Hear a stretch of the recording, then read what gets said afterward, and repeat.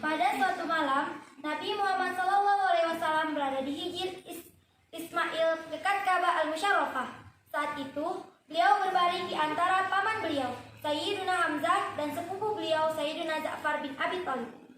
Tiba-tiba, malaikat Jibril, malaikat Mikail, dan malaikat Israfil menghampiri beliau, lalu membawa beliau ke arah sumur Zamzam. Tibanya di sana, kemudian mereka merebahkan tubuh Rasulullah untuk dibelah dadanya oleh malaikat Jibril alaihissalam.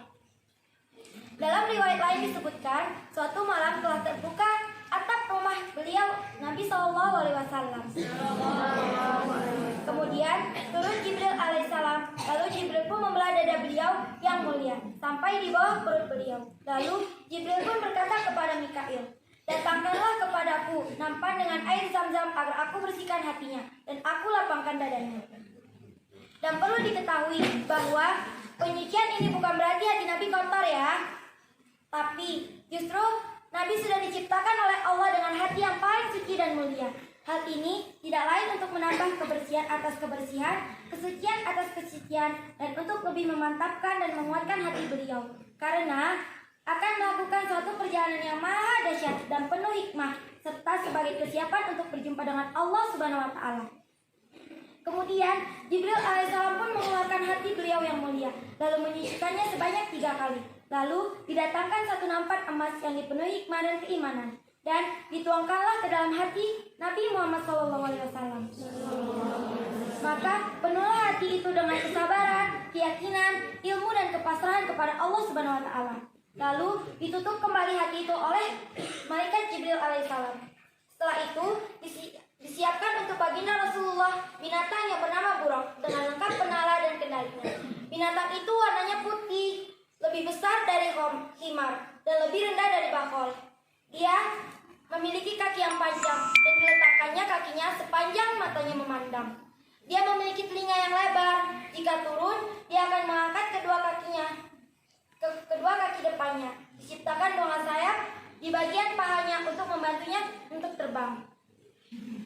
Saat hendak menaikinya, Nabi Muhammad merasa kesulitan, maka letakkanlah tangan ke wajah Buraq tersebut sambil berkata, "Wahai Buraq, tidakkah engkau merasa malu? Demi Allah, tidak ada makhluk Allah yang menaikimu yang lebih mulia dari dia." Nah, Rasulullah terdengar ini, Buraq pun merasa sangat malu. Dia pun bergetar sekujur tubuhnya. Setelah merasa tenang, Rasulullah pun naik ke atas punggungnya.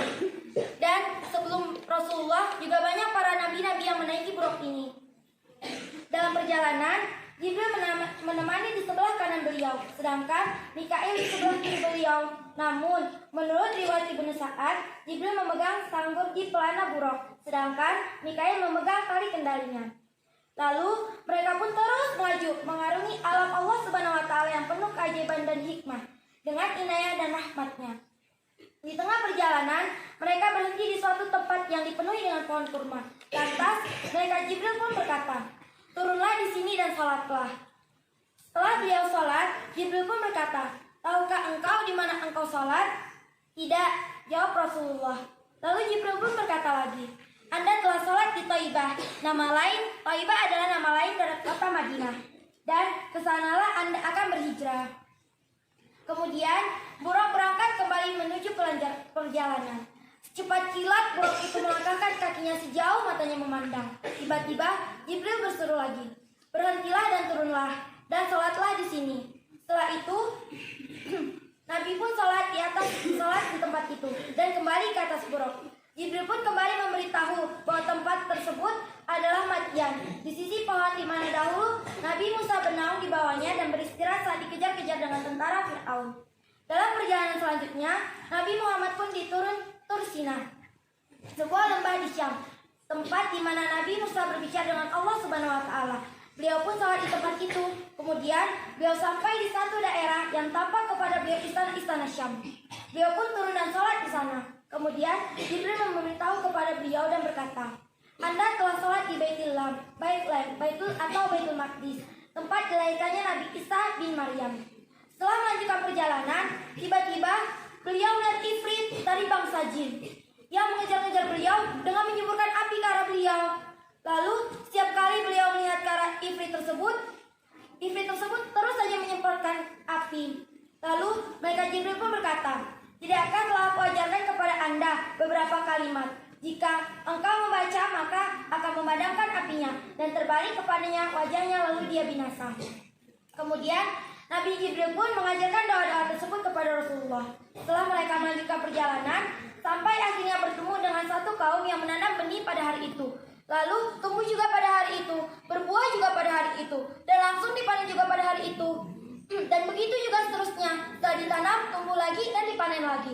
Karena melihat keanehan itu, Nabi Muhammad pun bertanya kepada Jibril, "Wahai Jibril, siapakah mereka itu?" Maka Jibril pun menjawab, "Mereka adalah para mujahid fisabilillah, orang yang mati syahid di jalan Allah. Kebaikan mereka akan dilipat gandakan sebanyak 700 kali lipat."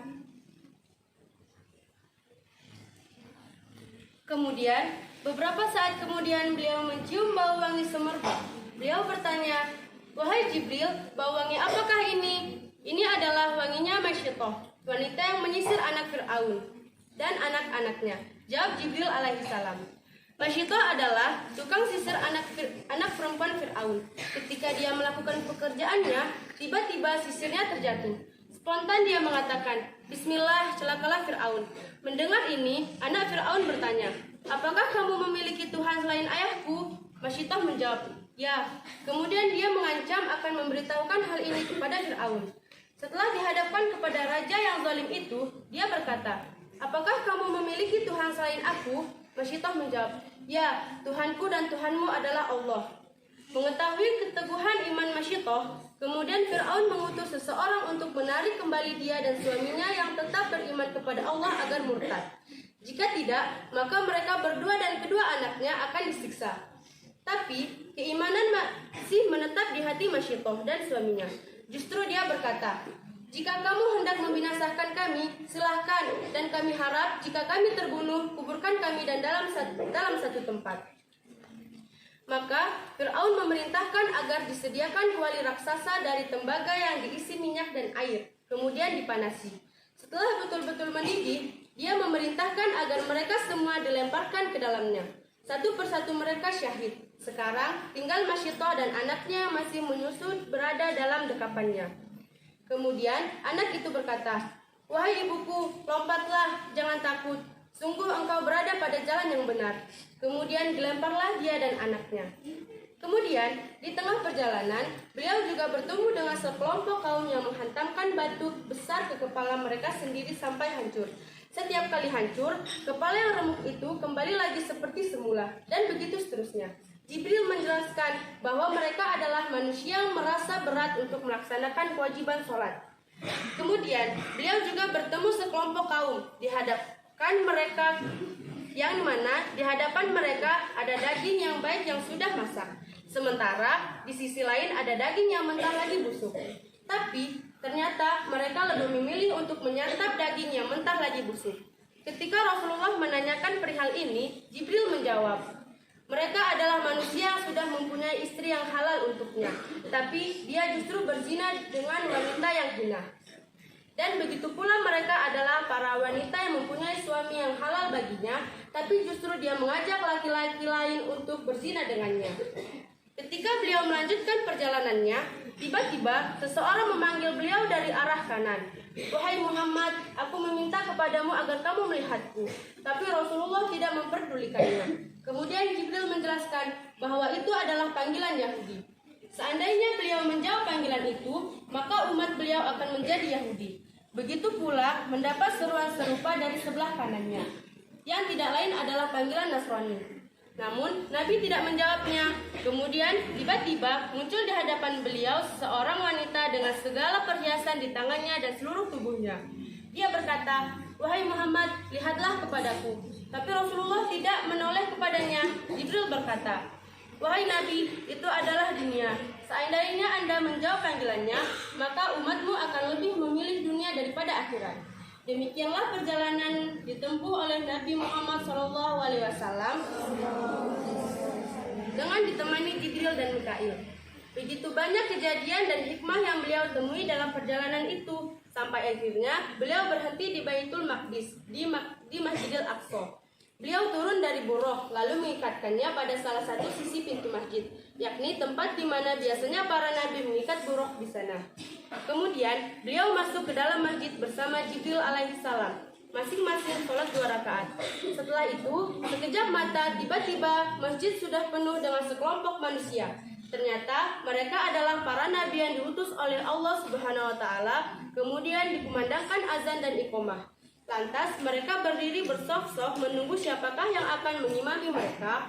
Kemudian Jibril alaihissalam memegang tangan Rasulullah Shallallahu Alaihi Wasallam lalu menyuruh beliau untuk maju.